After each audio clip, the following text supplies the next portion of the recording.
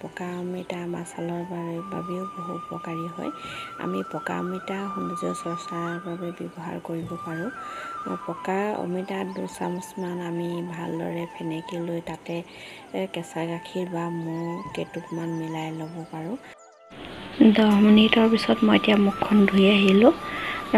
এতিয়া মই চাফা কটন কাপোৰ এখনে বা টাৱেল এখনেৰে পানীখিনি এইদৰে টুকি ল'ম। আমি সদায় মুখখন যেতিয়া পানী মোহাৰোঁ জোৰ কৰি মোহাৰিব নালাগে, এইদৰে পানীখিনি আমি টুকি দিব লাগে। মুখখন পানীখিনি টুকাৰ পিছত মই এতিয়া ইয়াত মইশ্চাৰাইজাৰ ক্ৰীম অকণ লগাই দিম।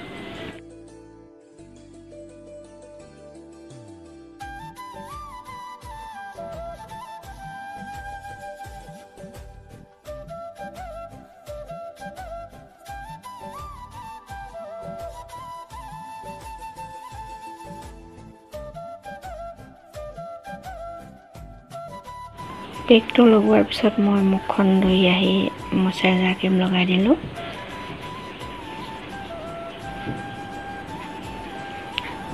ভিডিঅ'টো যদি ভাল লাগিছে লাইক কমেণ্ট শ্বেয়াৰ কৰিব বুলি আশা কৰিলোঁ। আমি এইদৰে ঘৰুৱা সামগ্ৰীয়ে নিজৰ ছালখনৰ সৌন্দৰ্য চৰ্চা কৰিব পাৰোঁ। আমি যদি এইদৰে পকা অমিতা মুখত মাজে সময়ে লগাব পাৰোঁ, তেতিয়া আমাৰ ছালখন উজ্জ্বল হোৱাৰ উপৰিও গালত থকা ক'লা দাগবোৰ আঁতৰি যাব। আজিলৈ ইমানতে সামৰিলোঁ।